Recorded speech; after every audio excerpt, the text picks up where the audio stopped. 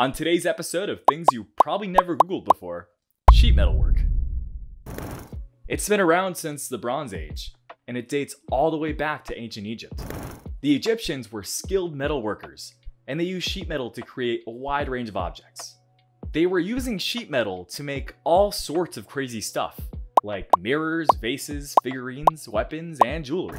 These objects were often adorned with intricate designs and patterns, and they were highly prized for their beauty and craftsmanship. But honestly, and bear with me here, can you imagine walking around with a solid gold sheet metal necklace? That's some baller stuff right there. Overall, sheet metal work played an important role in ancient Egyptian society, both in terms of artistic expression and practical applications. The techniques and skills developed by the Egyptians have been passed down through the ages, and sheet metal work continues to be an essential part of many industries today. Today, we can use sheet metal for more practical things like kitchens and other household appliances, cars, HVAC systems, and construction materials.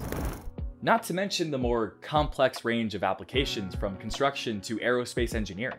It's durable, lightweight, and easy to work with, which makes it the perfect material for all sorts of applications.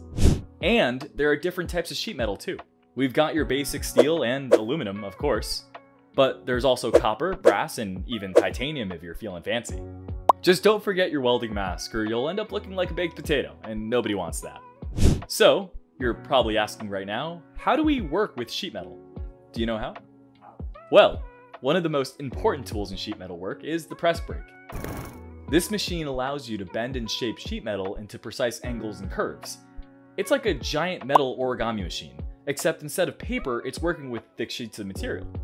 And let me tell you, it takes some serious skill to operate one of these bad boys.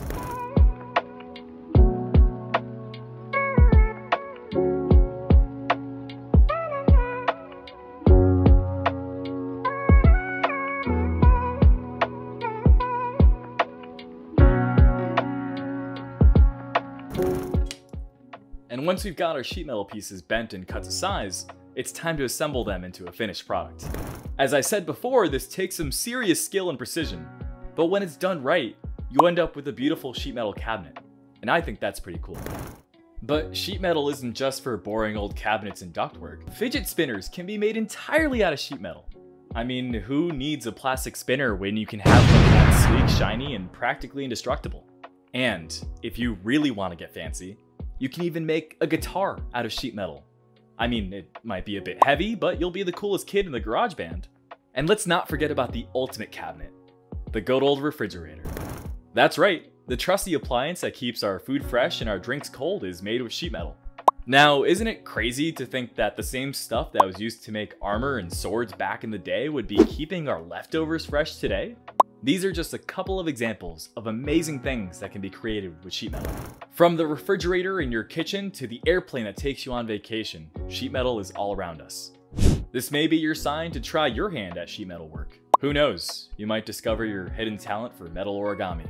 Fun fact, one of the most famous examples of Egyptian sheet metal work is the ornate golden mask of Tutankhamun, which was made using a technique known as repoussé.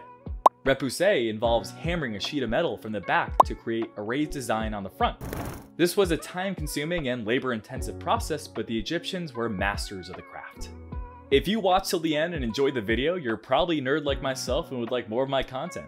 Please like, comment, subscribe, and share to your network so you can see more of my videos. See you next time. Thanks.